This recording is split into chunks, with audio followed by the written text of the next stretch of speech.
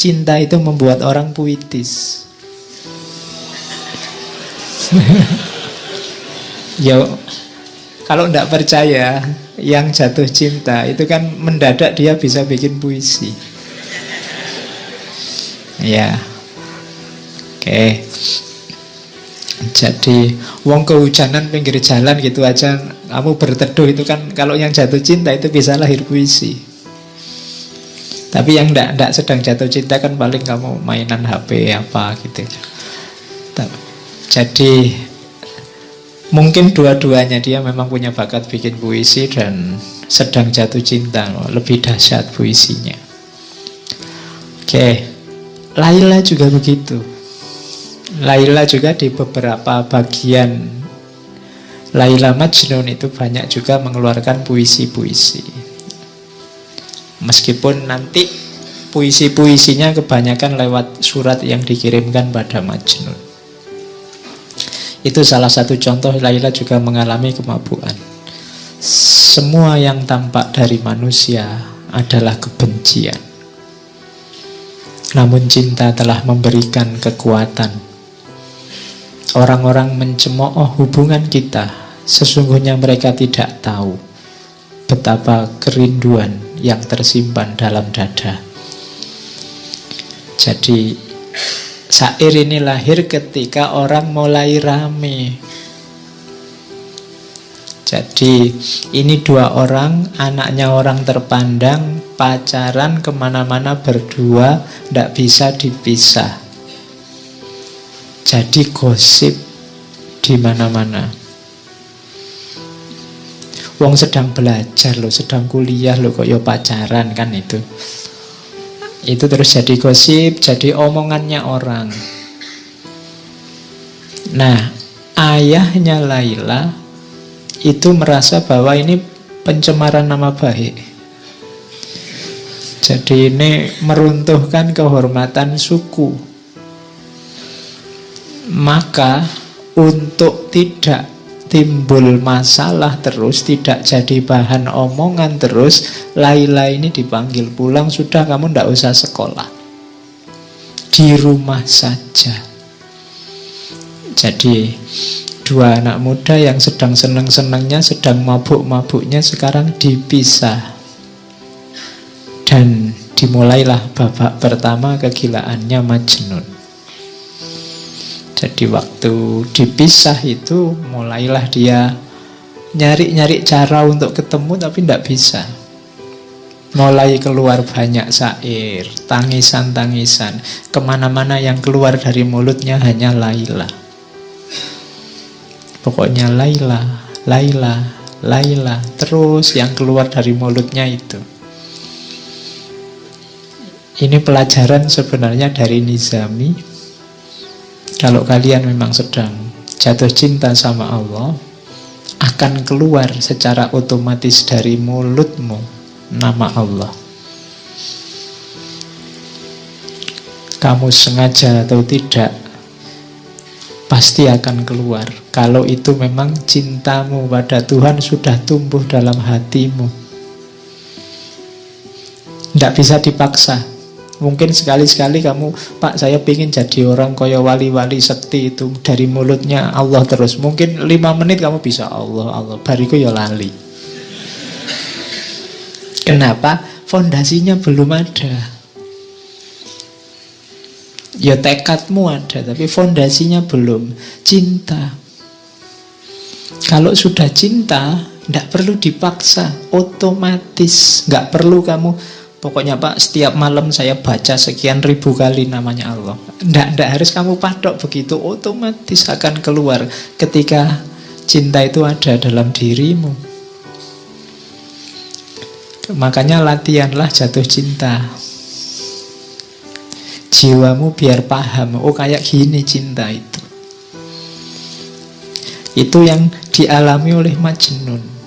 Kemana-mana yang dia sebut hanya nama Laila. Tuh. Jadi katanya Majnun, Laila telah dikekang oleh orang tuanya, dan orang tuanya mengancam dengan niat jahat kejam. Tiada lagi harap pertemuan. Ayahku dan ayahnya sesak dada dan sakit hati mereka. Bukan karena apa-apa, hanya karena aku mencintai Laila. Mereka menganggap cinta adalah dosa. Cinta bagi mereka adalah noda yang harus dibasuh musnah. Padahal hatiku telah menjadi tawanannya, dan ia juga merindukanku. Cinta masuk ke dalam sanubari tanpa kamu undang, tanpa kami undang, bagai ilham dari langit yang datang menerjang lalu bersemayam dalam jiwa. Dan kini kami akan mati karenanya, karena cinta telah melilit seluruh jiwa. Katakan padaku, siapa orangnya yang bisa bebas dari penyakit cinta? Nah, ini Majnun. Jadi cinta itu kalau sudah menyerangmu, engkau tidak akan berdaya. Kamu tidak akan bisa menipu dirimu. Kalau kamu sudah jatuh cinta pada sesuatu, kamu pura-pura tidak cinta, itu tidak akan bisa. Ya mungkin ditolak, ya mungkin tidak nyambung, ya mungkin dia tidak suka padamu. Tapi kalau kamu memang jatuh cinta, kamu tidak akan bisa mengelak. Jadi itu kalimat-kalimat yang Majnun. Cinta bukan sesuatu yang kita undang, tapi dia datang, masuk dan bersemayam dalam diri kita. Kita tidak akan punya daya kalau sudah datang. Makanya katanya Gibran, pasrahlah kalau cinta memanggilmu. Kenapa? Tidak akan bisa kamu lawan. Kamu tidak akan bisa menipu dirimu. Dan Majnun mati-matian berusaha untuk bisa bertemu Laila. Macam-macam nanti ceritanya di novel itu. Ada yang dia pura-pura jadi pelayan perempuan, nanti diatur sama teman-temannya. Teman-temannya juga kasihan, ini anak jatuh cinta kok dipisah. Dirancang untuk bisa ketemu. Akhirnya Majnun nyamar jadi anak perempuan. Masuklah ke kamarnya Laila. Ngapain di kamar? Enggak, loh ini penting. Di kamar hanya pandang-pandangan. Sama-sama masih saling terpesona. Hanya diam. Coba kamu baca nanti novelnya. Jadi hanya diam, hanya melihat, saling mengagumi, saling terpesona, dan tidak ngapa-ngapain. Tidak usah dibayangkan aneh-aneh. Terus nanti ketahuan, terus pergi. Ada juga cerita nanti Majnun ini nyamar jadi pengemis. Suatu ketika dia ketemu ada pengemis perempuan. Kemudian pengemis ini ditemui, tolong semua alatmu ngemis kasih saya, semua yang aku miliki tak kasih padamu. Jadi dia mengemis untuk bisa ketemu Laila. Dari rumah ke rumah. Makanya ada syairnya itu kan. Duhai, betapa besar bahaya ku undang sekedar untuk bertemu denganmu. Ku korbankan segala yang ada padaku. Ku ubah diriku hingga engkau pun tak mengenaliku. Ku ayunkan langkah dengan tetes air mata. Dan setelah memasuki perkampunganmu, ku buang semua tanda yang membuat orang mengenaliku. Ku ikat diriku dengan rantai baja bagai budak hina, berjalan mengadahkan tangan meminta sedekah. Dan bocah-bocah itu tiada suka melihatku. Mereka berkumpul mengelilingiku, menghardik dan melempariku seperti anjing pengganggu. Jadi dia sudah ngemis, pura-pura jadi orang hina, minta-minta dari rumah ke rumah, dikejar anak kecil-kecil, diteriaki anjing, Tidak masalah, yang penting akhirnya sampailah di rumah Laila. Itu Majnun. Kini aku hadir di dekatmu, wahai Laila, tak mampu kutahan air mataku. Kasihanilah kelemahanku, begitu berat penderitaanku. Nah, itu Majnun. Jadi hanya dan tidak ketemu, hanya sampai rumahnya saja. Yang penting sampai rumahnya Laila. Bisa melihat rumahnya itu sudah senangnya luar biasa. Itulah cinta. Kalau kamu jatuh cinta, melihat sandalnya ada di luar itu senang. Oh iya kan? Wah, alhamdulillah ada sandalnya, berarti dia ada di dalam. Nah, itu jatuh cinta. Ada cerita yang lain, suatu ketika Majnun sampai pura-pura jadi binatang. Iya. Jadi suatu ketika dia lihat penggembala kambing yang itu bisa bebas keluar masuk di tempatnya Laila. Mungkin orang tuanya juga memelihara kambing. Akhirnya apa? Ceritanya Qais merangkak di antara kambing-kambing dan melepas bajunya.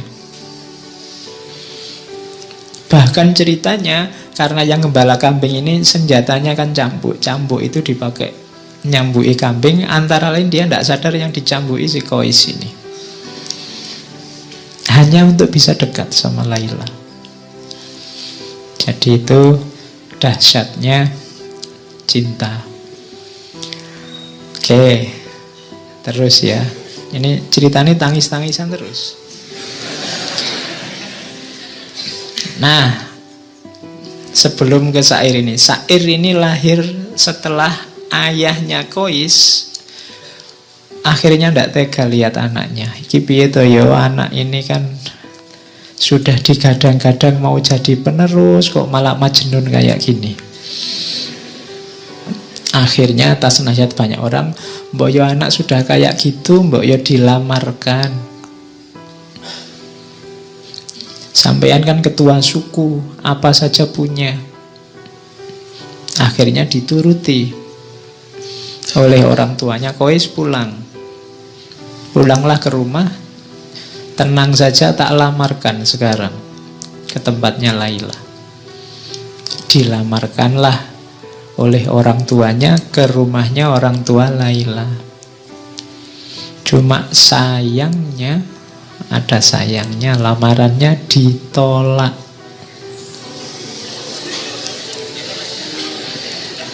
Iya.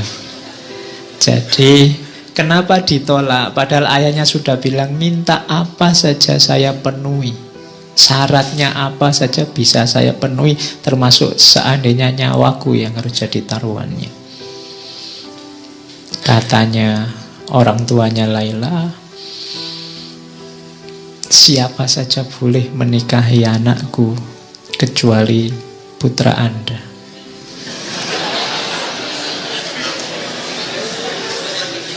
Ya, kenapa? Orang tuanya tidak bisa jawab. Mana ada orang tua yang merelakan anaknya dinikahi oleh orang gila? Mana ada orang tua yang merelakan anaknya dinikahi oleh pemuda yang tidak waras?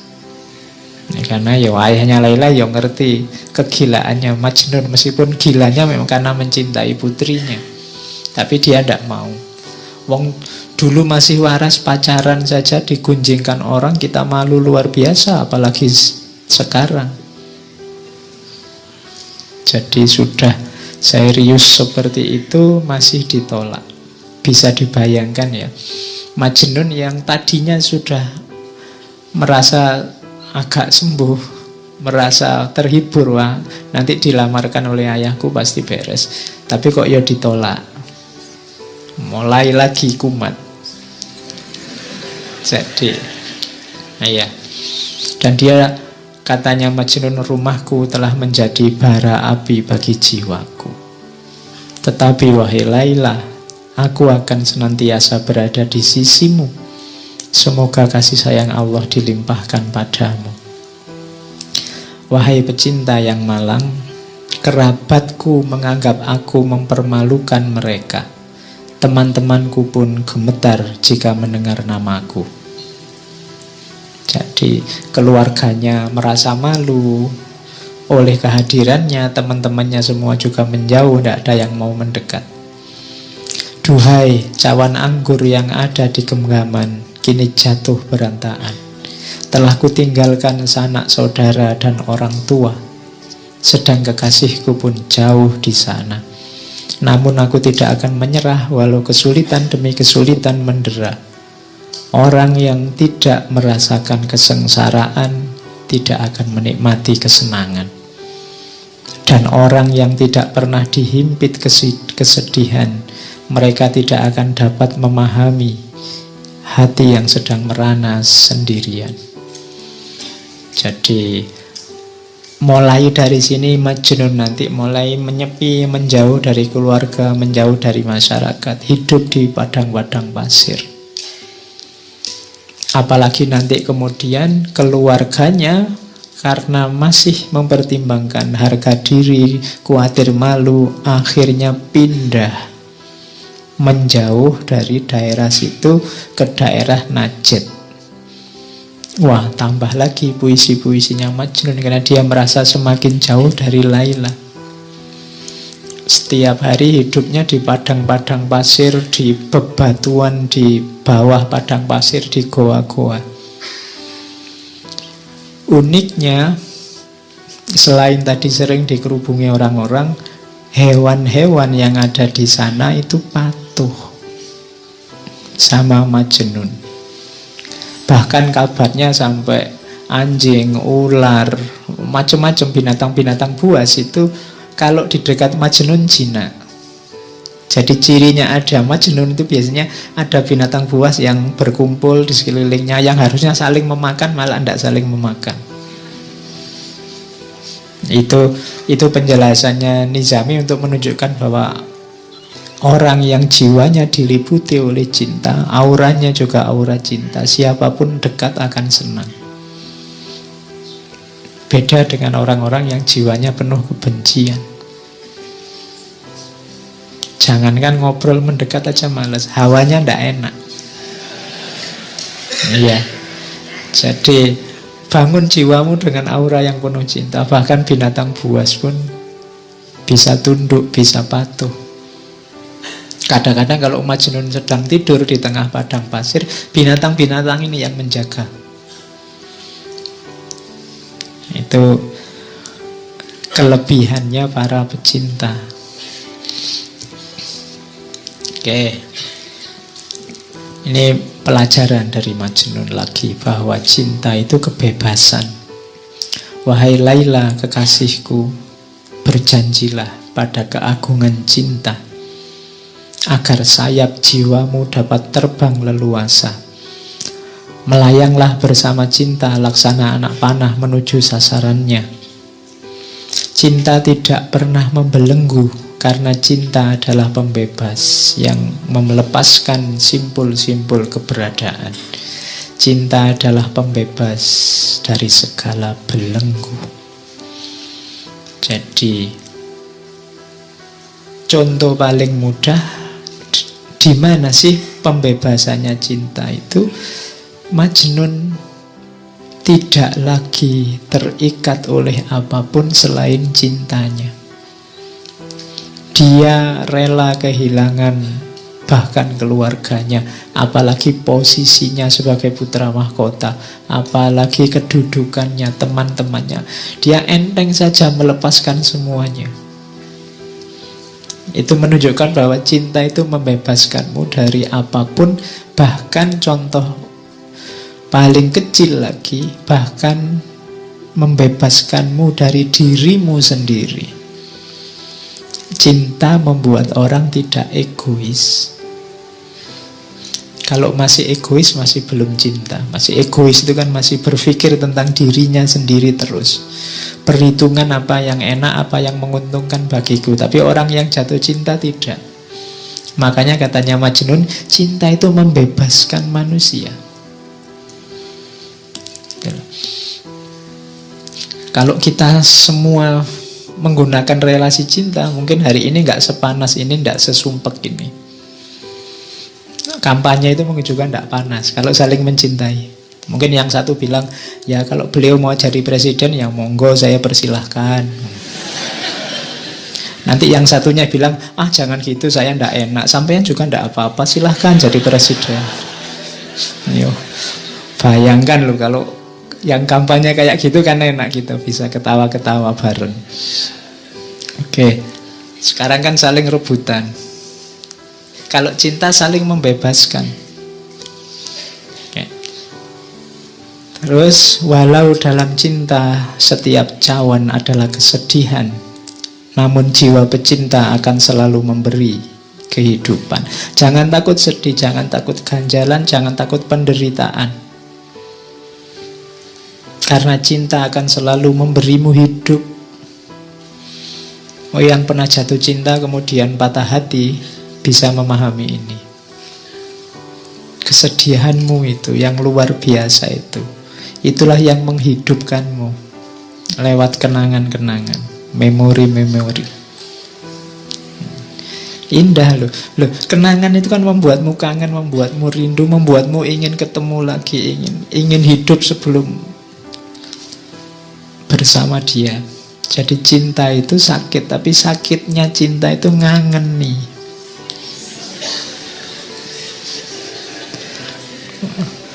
Loh, iya kan? Makanya mantan yang paling heboh itu kan mantan di dunia cinta. Kalau mantan mahasiswa, mantan murid itu biasa-biasa aja.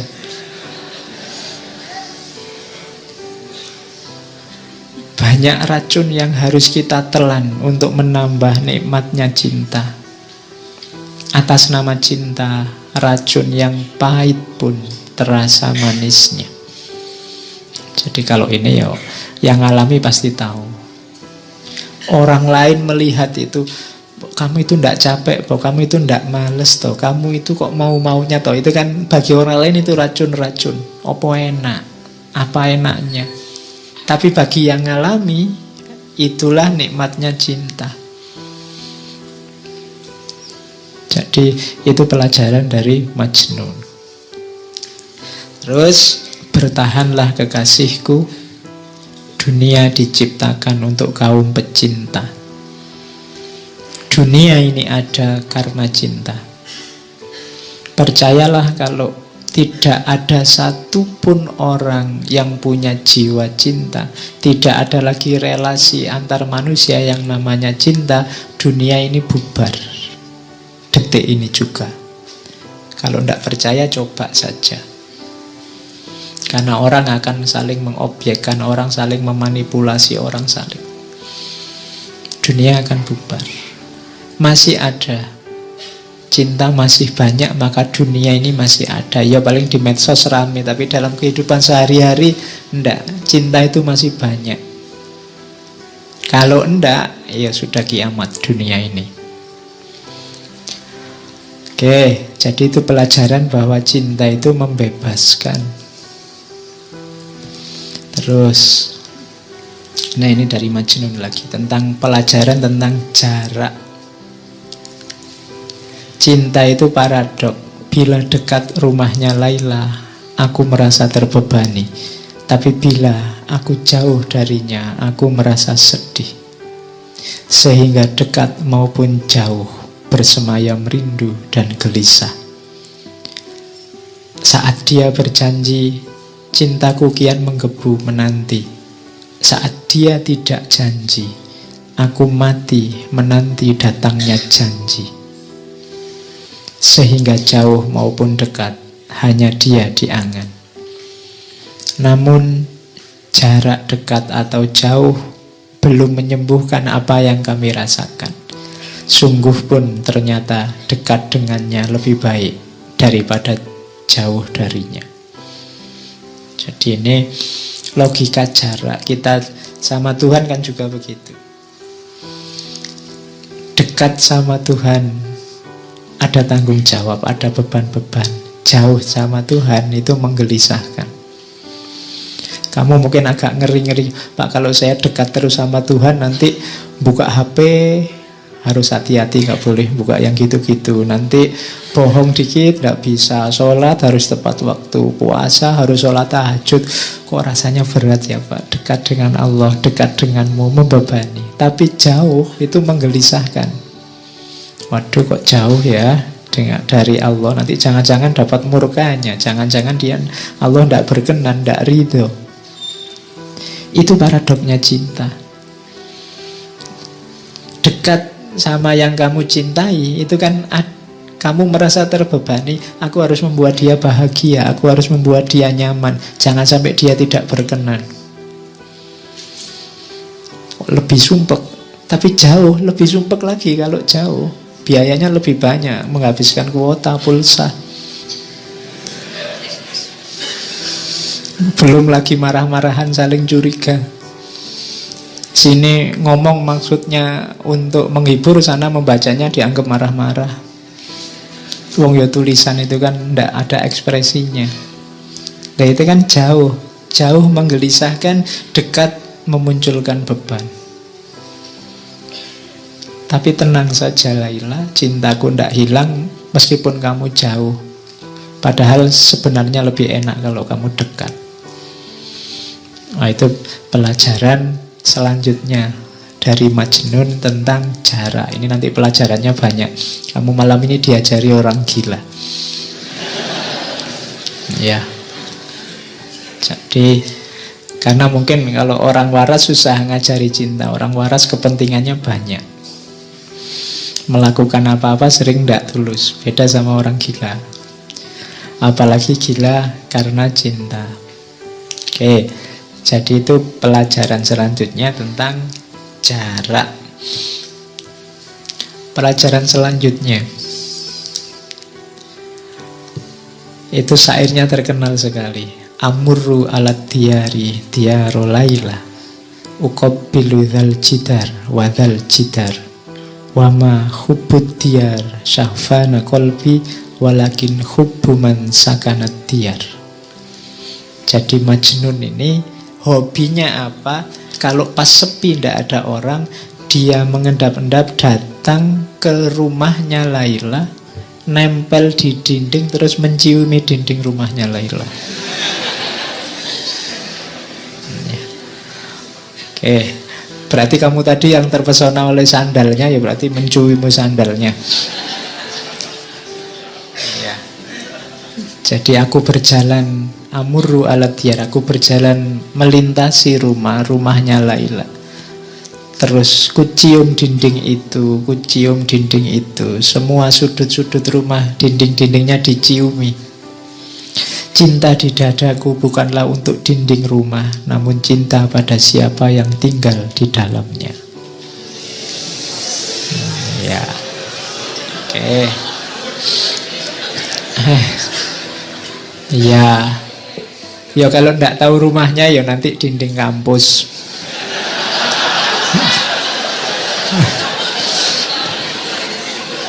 Loh iya loh. Jadi kalau pas lagi kuliah itu kamu bisa nyiumi dinding. Nanti kalau ada dosennya lewat, ngapain? Saya tidak menyiumi dinding ini, tapi yang sedang kuliah di dalam, nah, gitu. Oke. Ya.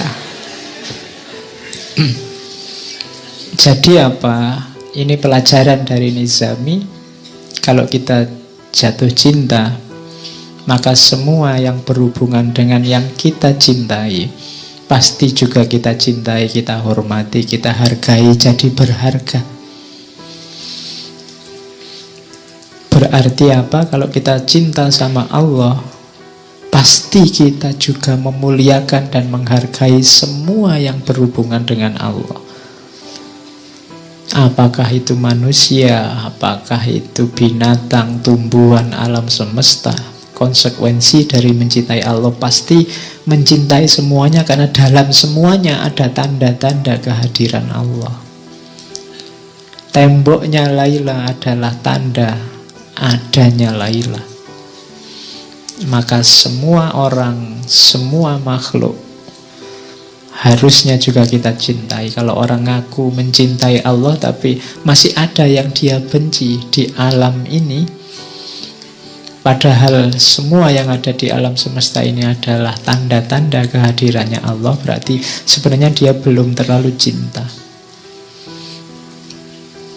Jadi cinta pasti tidak menyisakan kebencian apapun. Kalau itu cinta pada Allah, tidak mungkin kita ada benci pada apapun yang bukan Allah. Karena yang bukan Allah itu kan juga berhubungan dengan Allah. Jadi ini, kisah ini pelajaran dari Qais bahwa semua yang berhubungan dari Laila adalah manifestasi kehadirannya Laila. Dia hormati, dia hargai, dindingnya dia ciumi.